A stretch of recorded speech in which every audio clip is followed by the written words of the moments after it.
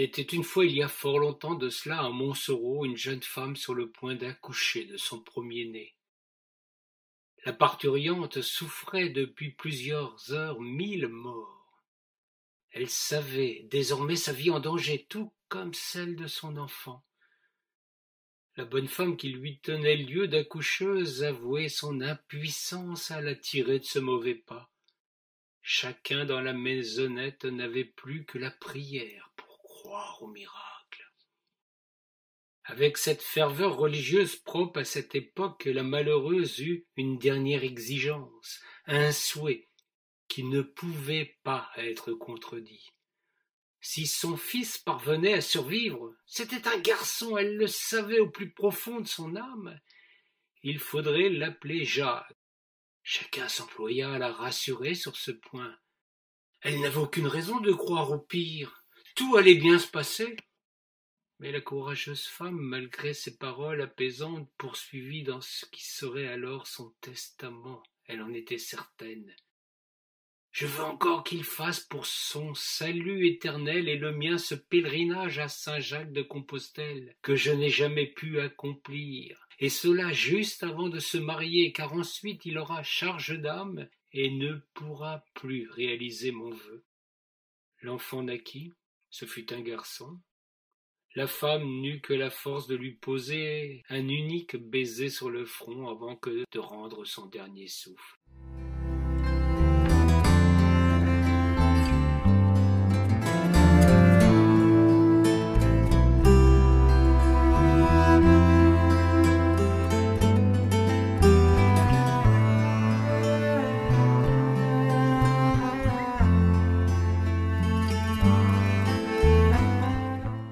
Jacques grandit, privé de l'affection de sa mère, dont il ignora longtemps l'ultime requête.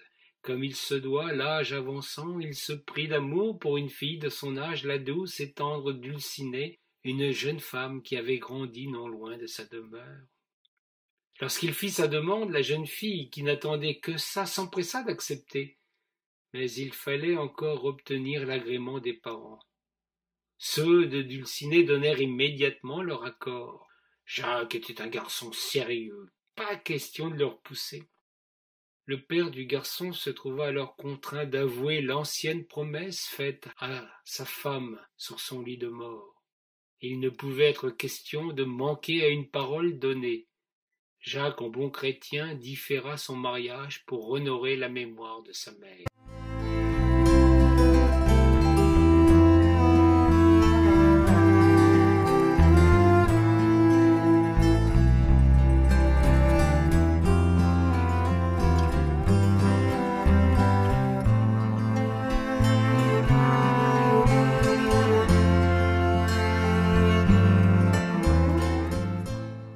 Il se mit en route avec son bâton de pèlerin, une coquille et quelques hardes dans un baluchon pour ce long périple qui s'interposait à son bonheur.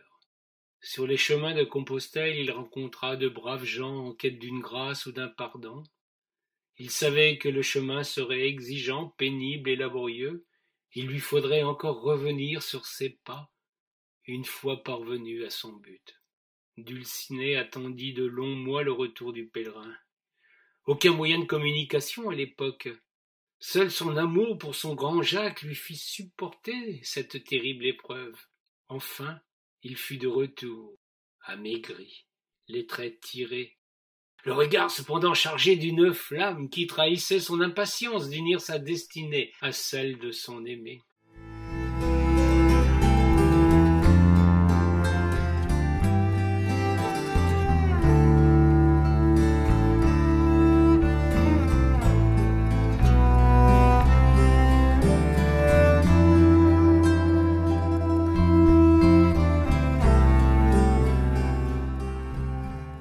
Ils allaient décider du jour de la cérémonie quand Jacques surprit une étrange tache rouge sur son corps.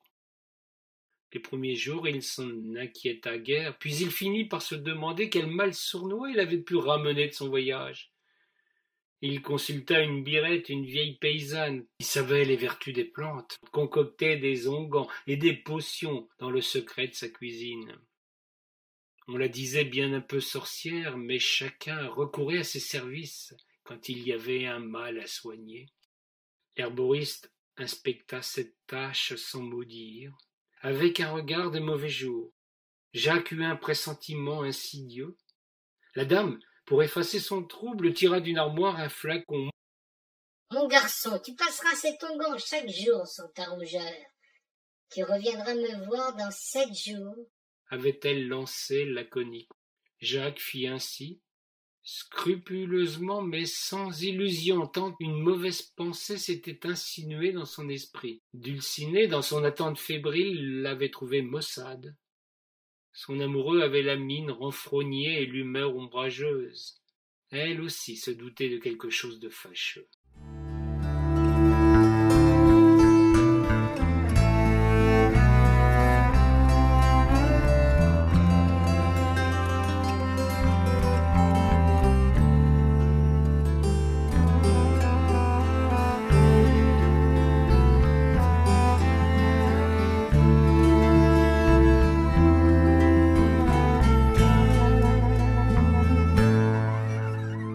Le 7e jour, Jacques retourna voir la guérisseuse.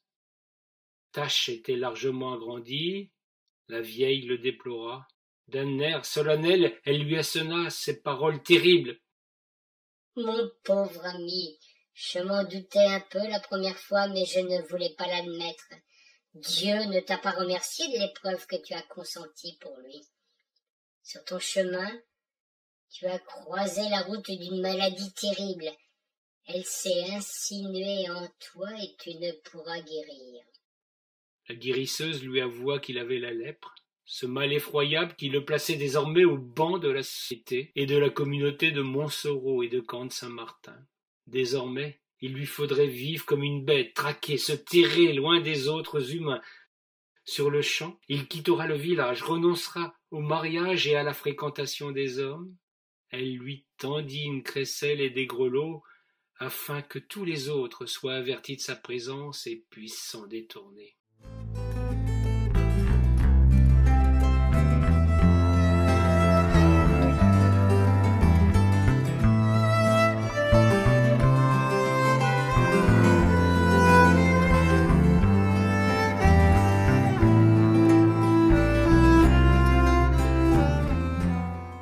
Jacques s'enfuit en pleurant de la masure de la sorcière et se précipita auprès de sa belle pour lui annoncer que plus jamais il ne se reverrait. Elle comprit, sans qu'il eût besoin de lui dire le nom de ce mal affreux. Elle voulut le suivre, lui jurant un amour éternel, mais Jacques n'était déjà plus du monde des vivants. Il partit sans même un regard pour celle qu'il aimait plus que tout au monde. Les mois passèrent, le mal empirait, il souffrait le martyre et le désespoir. Son isolement lui était une punition plus grande encore que les maux du corps. Heureusement, sa solitude n'était pas complète, car son vieux chien, fidèle, le bien nommé, avait trouvé sa trace et demeurait à ses côtés dans une grotte percée dans le tuffeau, à même la falaise. De là, notre infortuné jeune homme voyait la Loire, son unique consolation dans une vie détruite. Tous les jours, il trouvait au pied d'un arbre un morceau de pain, un peu de soupe dans une écuelle, qui lui apportait ainsi de quoi subsister. Il n'avait aucun doute à ce sujet. Deviner ainsi sa présence toute proche était grande douleur, mais joie immense aussi.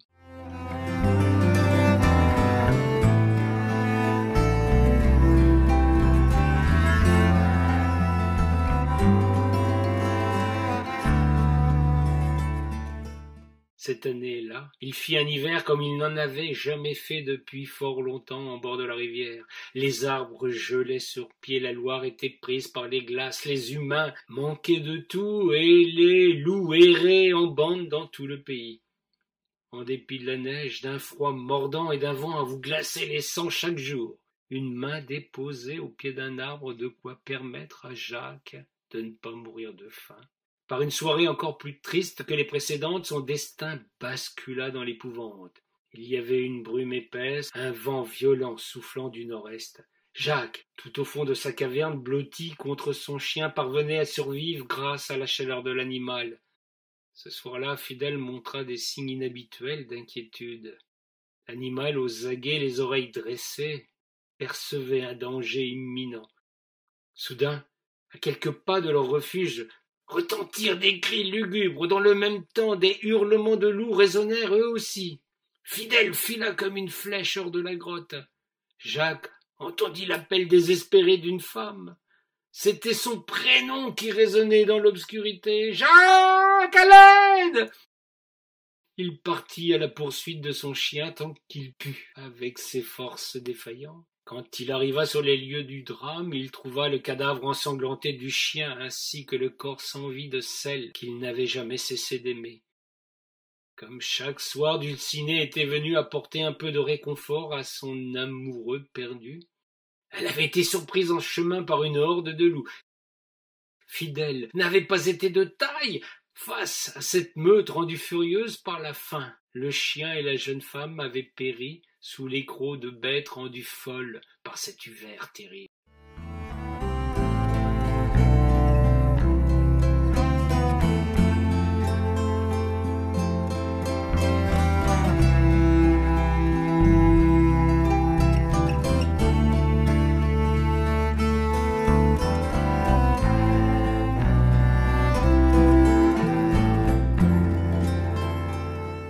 En cette nuit tragique, Jacques perdait les deux êtres qui le maintenaient encore en vie.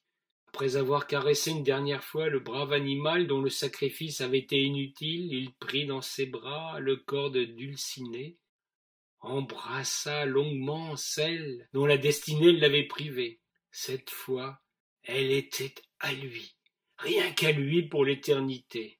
Jacques s'approcha de la falaise avec sa tendre amoureuse dans ses bras. Il posa une dernière fois ses lèvres contre les siennes et sauta dans le vide. Ainsi furent célébrées les noces de Jacques et de Dulcinée.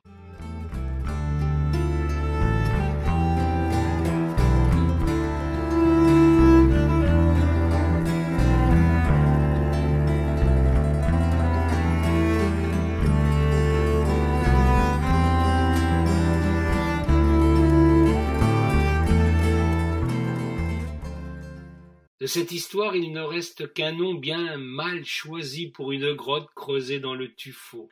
La grotte du Saut au Loup fut ainsi désignée. C'était une époque où il ne faisait pas bon enfreindre les règles du Seigneur et mettre un terme à ses jours. Si vous passez par ce bel endroit, ayez, je vous prie, une pensée pour ces deux-là, qui jamais ne connurent la félicité terrestre. Il n'y a nulle morale dans cette histoire. Quand le sort s'acharne sur une vie, il se montre parfois impitoyable. Jacques avait connu l'enfer sur terre. Qu'il eût été pèlerin n'y changea rien, bien au contraire. En retrouvant Dulcinée dans la mort, peut-être gagnèrent-ils ainsi leur petit coin de paradis.